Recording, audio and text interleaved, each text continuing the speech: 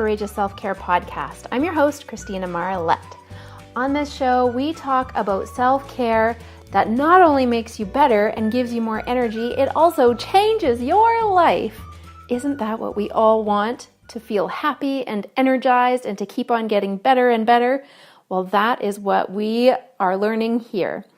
Self-care can be so many different things. And if the media had their way, it would be about ways that we can spend lots of money and not necessarily feel much different. I'm talking about bubble baths, chocolate, wine, spa visits, and there's nothing wrong with those. And I love all of them, except I don't really drink very much wine. But the other stuff I love. I love getting a massage. I love going to the spa. And those used to be my only self-care resources. And so not much changed. They were Band-Aid fixes to deeper challenges that I was experiencing. That is where courageous self-care comes in. It is self-care that goes within. It's on the inside. It is the unknown. It is mysterious and uncomfortable. And that is why it is so valuable to go through it with someone else. So here I am. Hello. I will be your self-care guide for the day. I'm so glad that you joined me. All right, so this month we are focusing on the Courageous Self-Care Foundational Skill Set. I know that's a mouthful.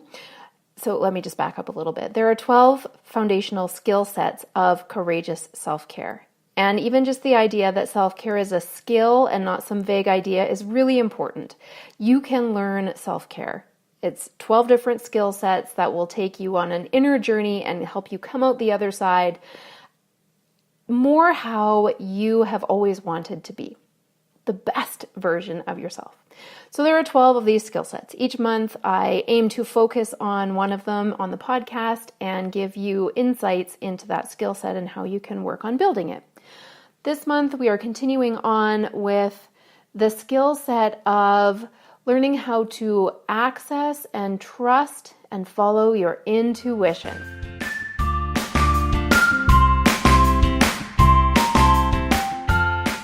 Now this episode is called Why Intuition is a Courageous Act.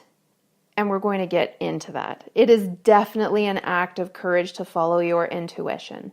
So as we venture forth into this topic, be sure to stick around right till the end. I have an invitation for you to a community I'm creating. And all right, so here we go. Why does it take courage to follow your intuition?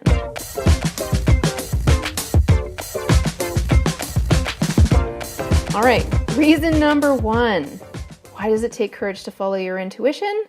Well, because you may appear crazy to other people. That sounds kind of funny, but it will shock you if you have never worked on this before, how many decisions you make based on how you're going to look to other people, based on how other people are going to like you, based on how other people are going to accept you. So many women fall into the trap or the habit of living for others based on how it looks. And so they are greatly fearing going to the inside and deciding based on how it feels to live their lives. So this is an external, internal dilemma. Do we live to look good on the outside? And yes, absolutely, so many people do that, some or all of the time. Many TV shows and movies and stories are about that lesson. It's buried underneath. It's not always overt, but that message comes through in story form to us so often. It is so much more valuable to make decisions based on how it feels to us. And the clincher here is that it might feel uncomfortable, and that is okay. In fact, if it feels uncomfortable, it's probably a better choice than remaining comfortable and pleasing everyone who is on the outside of you. So it takes courage to move through that. And remember, courage is a phenomenon or an emotion or an experience, a human experience where there is fear involved. This is not about being fearless. This is not about having zero fear. It is about acknowledging that there is fear and noticing that your mind is going to come up with 1,001 potential outcomes, none of which are likely to happen. And then what you need to do with courage is determine the value that's on the other side of the fear. Why are you willing to move through it if in fact you are? When you've identified the value on the other side, then you can move towards that value through the fear without having to force yourself or push yourself through or make it really hard on yourself. You allow yourself to magnetically be drawn towards that value. And a great value, if you've never considered it before, is your own well-being. So let's say you need to make a decision about, let's create a scenario here. I'm a mom with school-age kids, so I'm going to use an example like that. Let's say that this happens to me a lot. There's calls coming or emails coming out saying, we're desperate, we need volunteers for this whatever event, otherwise it's not going to happen. And so there used to be a part of me that would have felt like, oh my gosh, I totally have to do that, even though I had planned to do this for myself. No, I'm going to sacrifice that and go do the thing for the kids' school. That is because, I'm going to go do that thing for my kids' school because I don't want anyone to think that I don't care or that I'm not a good mom. So that is an externally based decision.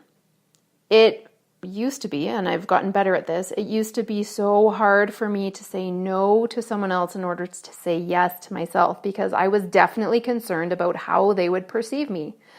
As I have gone through so many of these lessons, though, I have started to realize, and it's deepened, that I cannot actually influence other people's opinions of me. All I can do is value the opinion that I have of myself. And so these emails come through and they say, please, we need volunteers, otherwise it's not going to happen. And I check in with myself first. Is this something that I would actually love to do? Does this feel like a big wholehearted yes? Or does this feel like something that I would just be doing to look good?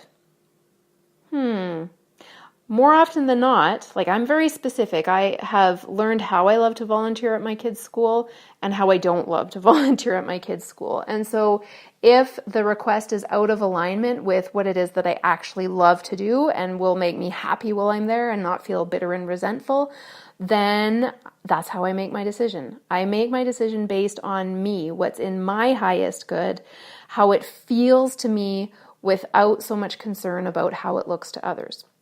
There are varying, what do I want to say here? I want to say that in some areas of my life, I'm super good at noticing how it feels to me first, and even if it's uncomfortable, moving through that. And then there are other areas of my life where after doing some digging, I realize, oh my gosh, I am totally behaving in this way or writing this in this way or saying this thing because I still care about how people perceive me. So I think even just this topic is like a multi-layered onion. Well, all onions are multi-layered, of course, aren't they? A one-layer onion would not be an onion. So it is about peeling back those layers and what's hidden, that juicy pearl-like thing in the middle of the onion, the sweetest part. Sometimes that is the hardest part to get to because we need to go through all of these different layers. So that is reason number one of why we can, why it is an act of courage to follow your intuition, because other people may think that we are crazy. Okay. Reason number two.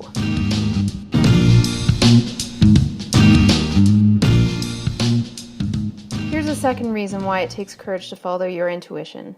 Because when you follow it, you may disappoint other people. We touched on that a little bit in point number one, but this one we're going to get right into that. you might disappoint other people when you prioritize your own well-being. I had an example of that with my kids once that I remember from a long time ago. My kids, when they were little, loved to play make-believe. And where their minds went, I could barely keep up. And I realized after trying to play with them in that way that I did not like it at all. It was not something that was fun for me. And so what I did was I risked disappointing them to stand up for myself, to create a boundary. So I said to them at one point, I love that you use your imaginations in this way. I love how you can enjoy yourself so much by playing these make-up games, make-believe games, and that is not my favorite way to play. So here are some ways that I do love to play. I love to play games. I love to go on walks and be outside and play with nature, and I love to sing and dance. So those are ways that I would love to play with you. If you want to play make-believe, then that's something you guys can do together or on your own. And once they were really clear on that, because I gave them alternative solutions, they totally accepted it. Now, in my mind, I was concerned about what kind of a mom I would look like, if my kids would be upset, if I would be crushing their souls in some way. But what I learned from setting a boundary in that way and risking disappointing them was that they actually didn't get disappointed at all. I gave them some great solutions, and then they could feel when I was with them that I actually was happy with what we were doing rather than me pretending to enjoy something. So you might hear an echo of this is about how it feels for you, not how it looks for others. Now, do I ever do stuff that I don't really feel like doing because it needs to be done? Of course. But I'm talking about in association with your intuition. Your intuition's coming through, you're getting signs, you're getting feelings, you're getting symbols, you're getting some sort of intuitive guidance of a certain way to proceed.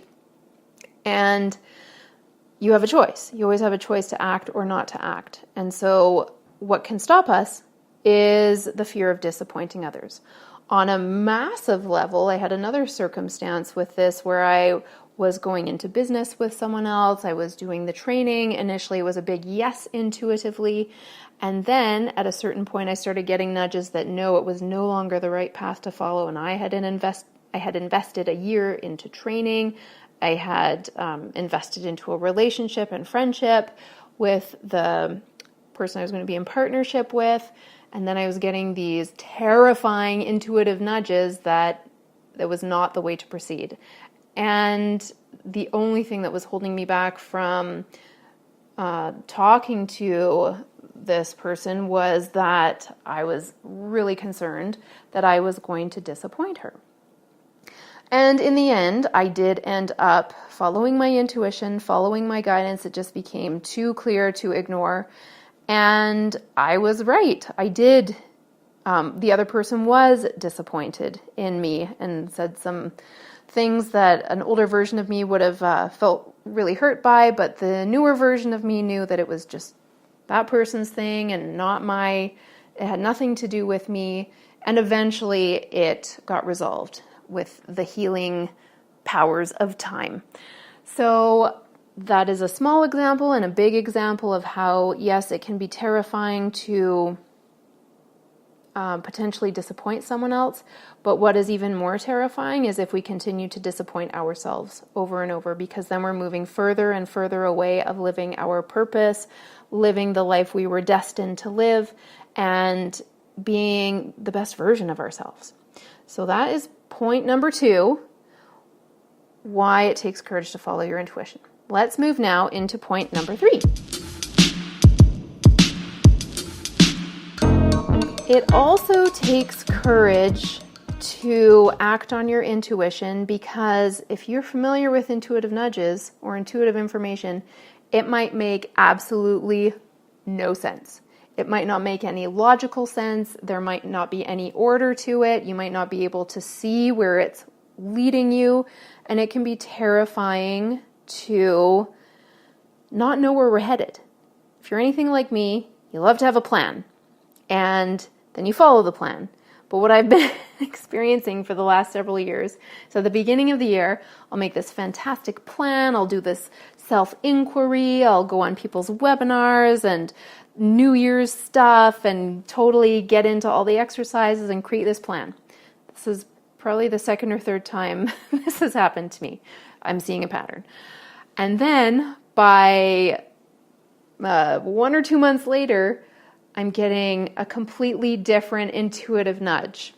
And my plan has to be thrown out the window. I'm experiencing that right now.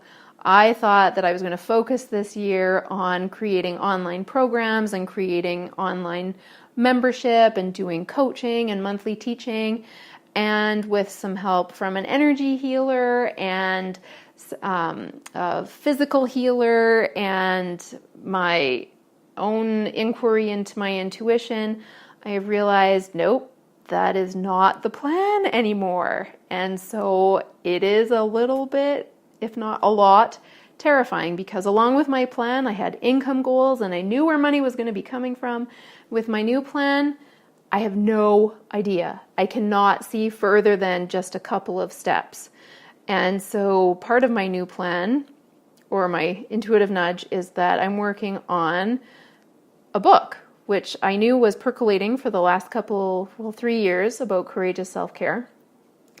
And this is the year it decided it was ready. So I've been writing my first book, and I say first book because I thought there was just going to be one.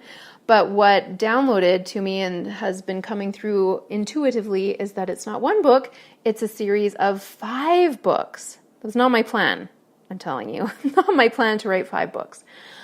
But I am heading in that direction because I'm really excited about it. It lights me up, and I know that that is the next step. And then beyond that, I have this other idea, an intuitive idea that is so far outside of my wheelhouse. I'm not going to share it yet because it's just a little baby idea. It's not quite ready to be birthed out into the world, but I am taking steps to move towards this crazy, even I think it's crazy, let alone what other people think. I think it's crazy, this idea that's just very different from where I saw myself going. And this idea is going to probably take 2-3 years of additional training that I wasn't planning on doing, but I'm really excited about it, and figuring out a whole new industry, essentially, that I never thought I'd be a part of.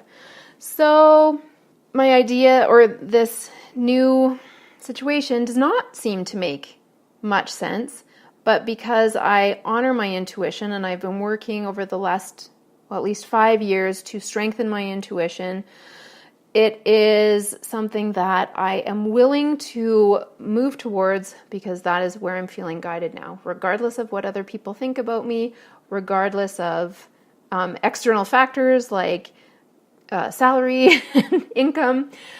I'm following my heart, and that is what intuition is all about. Now, the title of this episode is called Why Intuition is a Courageous Act. So that word act was chosen purposefully by me because intuition is an action. Having great ideas and allowing them to sit in your head for years and years is not following your intuition. Following your intuition means taking some sort of action. And either you're going to take the action that is in alignment with your intuition and it's going to be awesome, or you're going to ignore your intuition or consciously choose against it. It's not going to be so awesome, but at least you've acted on it, and then you can, by default, choose what actually was the right decision in the first place. So acting is critical to intuition. Here's a question that can be really helpful if you're trying to figure out what to do next and you're feeling uncomfortable and there's some fear bubbling up. Here's a question I like to ask: what is in my highest good right now? What is in my highest good right now? And then pausing, being in some silence, connecting with stillness, and not thinking of the answer, but allowing the answer to bubble up inside you. There's, for me at least, a very different quality of my ego popping into my head and telling me things to do versus, voice stuff going on there, versus ideas or actions or intuitive guidance bubbling up. There's just a really different quality to it. So I invite you to be curious about what that looks like for you in response to the question. Or you may want to do some writing, like I talked about in the episode called How to Turn on the Light Upstairs. That episode was all about accessing your intuition through writing. So you must take action. That's a great question to ask yourself. And then when you get the answer, move towards it. Figure out how you can make it happen. You must take action. All right, that is what I have for you today. Those are the 3 reasons why intuition is a courageous act and why it's important to move through that fear and get to what's on the other side. And generally what's on the other side is the next best version of you. And who doesn't want to be that?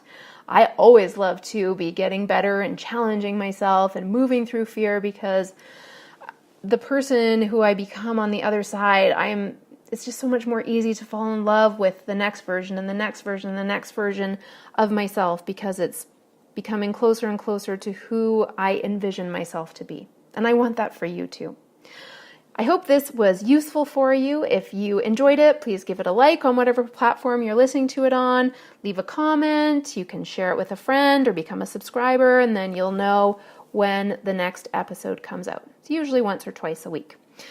I also wanted to share a resource with you. So I've been creating and cultivating the Courageous Self-Care Facebook community. And this is a place where I have assembled a group of experts whose wisdom and expertise aligns with courageous self-care. And then you get to ask each of those experts a question on their featured expert day. So once a month, they pop into the Facebook group and will answer your questions related to areas like nutrition, relationships, feeling amazing in your body, following your intuition. We have a couple of people who are definite experts in that area, how to align with abundance and become aligned with wealth and wellness and wholeness.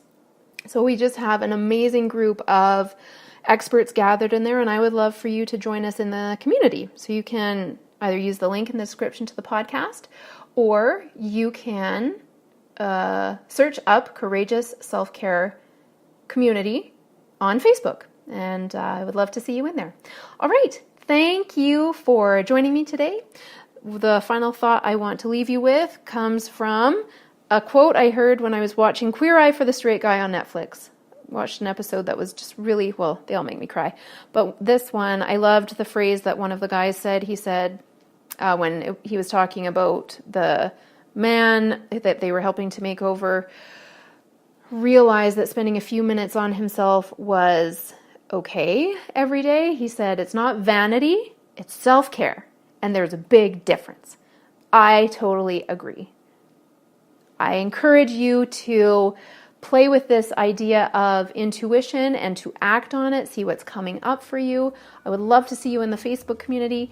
Thank you so much for listening. I look forward to connecting with you again next time. Bye-bye for now.